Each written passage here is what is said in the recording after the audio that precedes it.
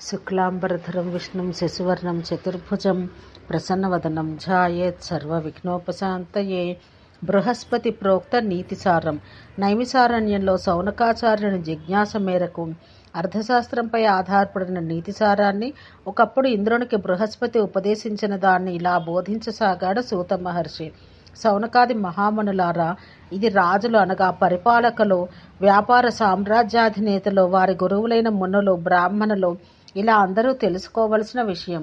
పురుషార్థ చతుష్టయాన్ననగా ధర్మార్థ కామమోక్షాలు సిద్ధించుకోదలుచుకున్నవాడు సజ్జనులతోనే చెలిమి చెయ్యాలి. దుర్జన సాంగత్యంలోనే వెతికేసేవాడు ఇహపరాలు రెండింటికి చెడతాడు.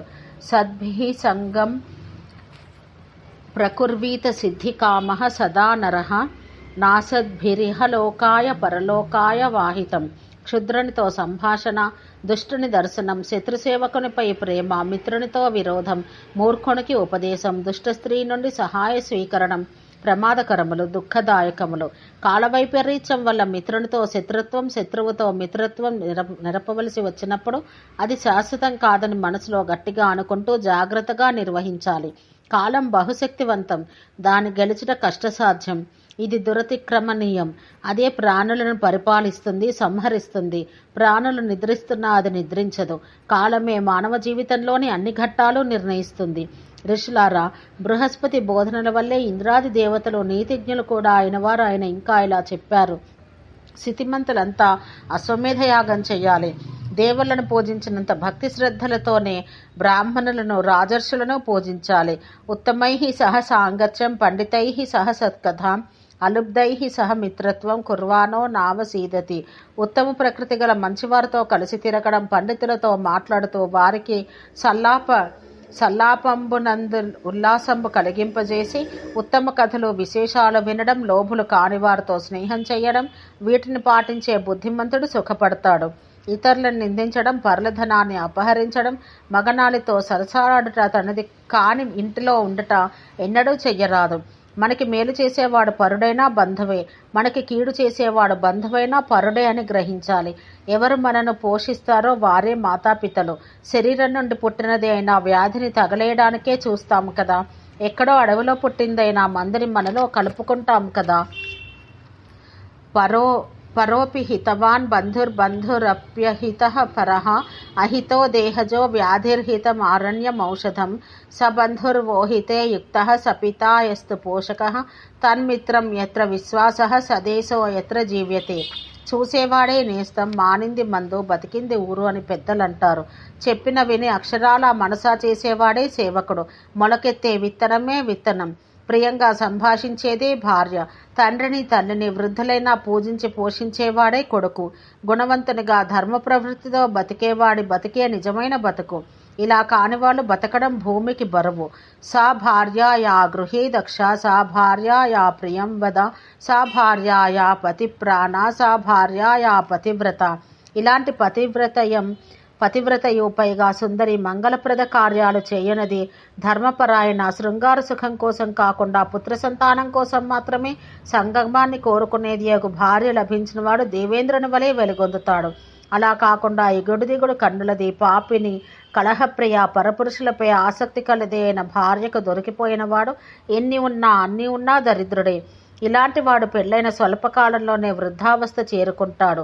దుష్టపత్ని, దుష్టమిత్రుడు, పొగరబోతు భృత్యులు కలవాడు సర్పమున గృహంలో నివసిస్తున్నట్టే లెక్క. వానికి సుఖం ఉండదు, శాంతి ఉండదు. దుష్ట సాంగత్యాన్ని వదిలేసి మంచివారితో కలిసిమెలిసి తిరుగుతూ రాత్రింబవళ్ళు వీలైనంత వరకు పుణ్యాన్ని సంపాదిస్తూ భగవంతుని నిత్యత్వాన్ని, మన యొక్క అనిత్యత్వాన్ని తలుస్తూనే జీవించాలి. వేశ్యాలంపటంలో పడరాదు. అల్పమైన చదువున్నవాడు, బలహీనుడు మహాశక్తిశాలిగా రూపొందవచ్చు. పచ్చి కృతజ్ఞుడని ప్రజలంతా అనేవాడు కూడా మంచివాడైపోయి నమ్మదగిన వ్యక్తిగా పేరొందవచ్చు. అగ్ని చల్లగా కావచ్చు, మంచును ముట్టుకుంటే వేడిగా తగలవచ్చు. కానీ వేశ్యకు పురుషునిపై ప్రేమ రాదు. సూతుడు ఇలా కొనసాగించాడు. నీతి సారాన్ని మునులకియసాగాడు. ధనాన్ని సంపాదించాలి, కానీ దాన్ని తనకు, స్త్రీలకు, పిల్లలకు ఆపద వచ్చినప్పుడు వాడుకోవడానికి చాలినంత వరకే దాచుకోవాలి. వర్ణం కోసం ఒక వ్యక్తిని గ్రామం రక్షించబడవలసి వస్తే తప్పనిసరి అయితే ఒక కుటుంబాన్ని మహానగరాన్ని కాపాడవలసి వస్తే జనపదాన్ని వదిలేయవచ్చు. ఆత్మరక్షణ కోసమైతే గ్రామం నగరం దేశం దేన్నైనా వదిలేయవచ్చు. జేదేకం కులస్యార్థే గ్రామస్యార్థే కులం త్యజేత్ గ్రామం జనపదస్యార్థే ఆత్మార్థే పృథివీం త్యజేత్. దుష్ట చరిత్రను ఇంటిలో ఉండడం కన్నా నరకంలో ఉండటయే మేలు. ఎందుకంటే నరకం పాపాలను దగ్ధం చేస్తుంది. బుద్ధిమంతుడు ఎప్పుడూ ఒక పాదాన్ని పూర్తిగా స్థిరంగా మోపిన తర్వాతే రెండో కాలు ఎత్తుతాడు. నేల విడిచి సాము చెయ్యడు. అంటే ఒక చోటుని వదిలిపోవునప్పుడు ఇంకొక దాన్ని సిద్ధం చేసుకున్నాకే కదలాలి. దుష్టజనులచే పరివ్యాప్తమైన దేశాన్ని, ఉపద్రవగ్రస్తమైన నివాస భూమిని, మాయావి అయిన మిత్రుని ఏమాత్రం సంకోచించకుండా ఆలస్యం చేయకుండా వదిలేయాలి. పీనాసివాడి చేతిలో పడిన ధనము, అత్యంత దుష్టుడు కోపిష్టి వద్దనున్న జ్ఞానం, గుణం కానీ శౌర్యం కానీ లేనివానికి గల సౌందర్యం, ఆపద వేళలో మొగం చాటేసే మిత్రుడు ఎందుకు పనికిరాడు. అధికారంలో ఉన్నవాడికైతే సాయపడడానికి అపరిచిత వ్యక్తులు కూడా అత్యుత్సాహంతో ముందుకు వస్తారు. చిటికలో మిత్రులైపోతారు. అదే వ్యక్తి పదవీచ్యుతుడైతే అసమర్థుడని తేలిపోతే పరిచయస్తులు కూడా పలకరించరు. స్వంత వారే శత్రువులా చూస్తారు. తర్వాత తెలుగులో వచ్చిన అధికారాంతమునందు చూడవలిరా అయ్యయ్య సౌభాగ్యములనే సుభాషితానికి గరుడ పురాణమే మూలం కావచ్చు. నిజమైన మిత్రుడెవరో ఆపద వచ్చినప్పుడే తెలుస్తుంది. అలాగే యుద్ధంలో వీరత్వం, ఏకాంతంలో శుచిత, వైభవం క్షీణించినప్పుడు పత్ని దుర్భిక్షంలో అతిథి ప్రియత్వం నిగ్గు తేలుతాయి. అనగా వారి అసలు రంగులు బయటపడతాయి. వృక్షం క్షీణఫలం త్యజంతి విహగాహ శుష్కం సరహ సారస నిర్ద్రవ్యం పురుషం త్యజంతి గణికా భ్రష్టం నృపం మంత్రిణః పుష్పం పర్యుషితం త్యజంతి మధుపాః దగ్ధం వనాంతం మృగాః సర్వః కార్యవశా జ్ఞానో హి రమతే కస్యాస్తి కో వల్లభ. ఎవరికి ఎవరు చివరికి ఎవరు? పళ్ళకాపుక ఆగిన చెట్టుని పిట్టలు వదిలిపోతాయి. సరస్సు ఎండిపోవడం మొదలవగానే అక్కడ వాలేవి ఇక్కడ వాలవు. వేశ్యలు ధనాన్ని పిండేసిన తర్వాత వీటిని తమ గుమ్మం తొక్కనివ్వరు. వాడిన మాడిన పూలపై తుమ్మెదలు వాలడం మానుకుంటాయి. కాలిన అడవిని జంతువులన్నీ వదిలేస్తాయి. ఇవన్నీ వేరే ఆశ్రయాలు వెతుక్కుంటాయి. కాబట్టి మునులారా, ఈ వ్యావహారిక జగత్తులో ఎవరు ఎవరికి ఏమీ కారు. లుబ్ధమర్ధ ప్రధానేన శ్లాఘ్యమంజలి కర్మణ మూర్ఖం చందానువృత్యా చ యథాతథ్యేన పండితం సద్భావేన హి తుష్యంతు దేవాః సత్పురుషాః ద్విజాః ఇతరేఖాద్యపానేన మానదానేన పండితాః. ఈ లోభికి ఏదో రూపంలో ధనాన్నిస్తే తెగముచ్చట పడిపోతాడు. ఆ రకంగా వాడి మనసును గెలుచుకోవచ్చు. అలాగే అంజలించి ఉదార చిత్తులను, పొగడ్తులతో మూర్ఖులను, తాత్విక చర్చ ద్వారా విద్వాంసులను, మంచి మనసు చేత, ఉన్నతాలోచనల చేత దేవతలను, సజ్జనులను, ద్విజులను మంచి చేసుకోవచ్చు. అన్నపానాలతో సామాన్యులను, మాన సమ్మానాలతో పండితులను ఆకట్టుకోగలం. నదిని నమ్ముకుని ఒక చోట ఉండిపోవాలనుకోవడం తెలివైన పని కాదు. ఇది అతిగా నిండిన పూర్తిగా ఎండినా ముప్పు తప్పదు. అలాగే గోళ్లతో కొమ్మలతో ఉండే జంతువులను, ఆయుధాన్ని ధరించి తిరిగే వారిని, రాజపరివారాన్ని విశ్వసించి ఉండిపోకూడదు. నదీనాంచ నఖీనాంచ శృంగినాం శస్త్రపాణినాం విశ్వాసోనైవ కర్తవ్యః స్త్రీషు రాజకులేషు చ అర్ధనాశం మనస్తాపం గృహే దుశ్చరితాని చ వంచనం చాపమానం చ మతిమాన్ న ప్రకాశయేత్. ఈ ప్రపంచంలో దోషం లేని వంశం, రోగపీడితులు కాని మనుషులు, దుఃఖితులు కానివారు, అహంకారాన్ని గెలవగలిగిన ధనవంతులు, దుర్జనుల వల్ల దెబ్బతినని వారు ఉండరు. ఎచ్చోటనైతే వ్యక్తికి గౌరవం లభించదో, ఆదరించేవారుండరో, బంధుబాంధవులు లేరో, విద్యాలాభ అవకాశమే ఉండదో అచ్చోటును వీలైనంత వేగం వదిలిపోవాలి. ధన సంచయం చేసేవాడు దాన్ని ఎంతవరకు రక్షించగలడో కూడా ఆలోచించుకోవాలి. రాజులు చోరులు దాని జోలికి రాకుండా కాపాడుకోగలగాలి. అప్పుడైనా ప్రాణాలను పణంగా పెట్టి కొండొకచో అన్యాయానికి ఒడిగట్టి సంపాదించిన సొమ్ము వానితో పరలోకానికి వెళ్ళదు. కానీ తత్సంపాదనకి వాడు చేసిన పాపాలు వాడిని నరకం దాకా మరుజన్మలలోనూ కూడా అనుసరిస్తాయి. కాబట్టి అధర్మం, లోభం పనికిరావు. సాధారణంగా ఇటువంటి అధార్మికులు లోభులే.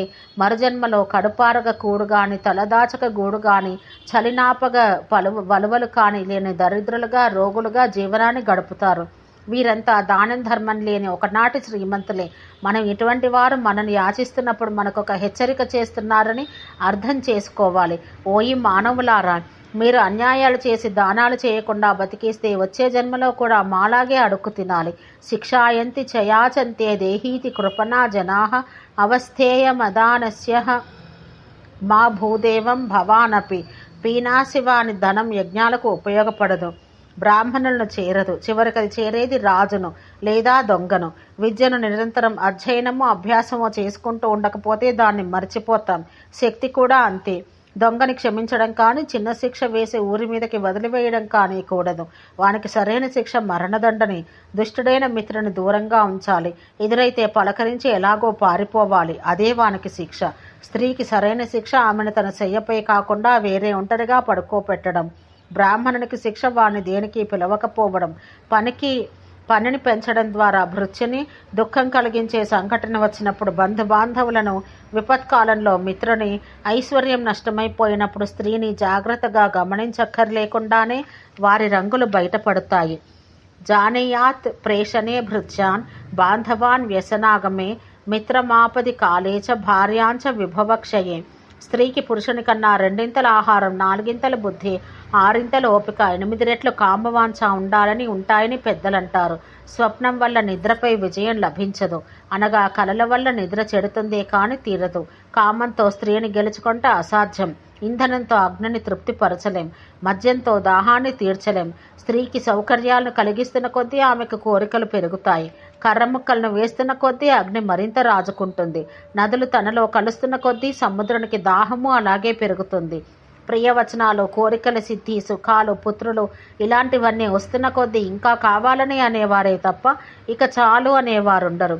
మోక్షం అనేది వనాలలోనో పర్వతాలపైననో మాత్రమే దొరకదు. తనకు ధర్మశాస్త్రాలు విధించిన కర్మను తత్పరతతో దైవార్పణంగా చేస్తూ గౌరవంగా బతకడానికి చాలినంత మాత్రమే ధనాన్నార్జిస్తూ శాస్త్రచింతనపై రక్తిని, తన భార్యపై మాత్రమే అనురక్తిని పెంచుకుంటూ జితేంద్రియుడై అతిథి సేవానిరతుడై జీవనాన్ని గడిపే సత్పురుషుడు ఆయువు తీరినంతనే స్వంత ఇంటి నుండే మోక్షపదాన్ని చేరుకోగలడు. స్వర్గం ఎక్కడో ఆకాశంలో మాత్రమే ఉందనుకోవడానికి లేదు. సత్కర్మ నిరతుడైన పురుషునికి తన లోగిట్లోనే అనుకూలవతి, సుందరి, సముచిత అలంకార భూషిత, ఆరోగ్యవంతురాలైన భార్య, ఎవరిని యాచించకుండా పీడించకుండా బతుకు జరిగే వెసులుబాటు ఉంటే అదే భాగ్యం, అదే స్వర్గం. స్వభావ సిద్ధంగానే ధర్మ విరుద్ధంగా పతికి ప్రతికూలంగా ఉండే స్త్రీలు దానానికి, మానానికి, శస్త్రాలకి లొంగరు. వారితో బ్రతకవలసి రావడమే నరకం. నా దానేన నా మానేన నార్జవనేన సేవయా నా శస్త్రేణ నా శాస్త్రేణ సర్వదా విషమాహ స్త్రియ. విద్యార్జన, ధన సంగ్రహం, పర్వతారోహణం, అభీష్ట సిద్ధి, ధర్మాచరణం ఈ 5 ఓపికగా క్రమక్రమంగా సాధించుకోవలసి ఉంటుంది.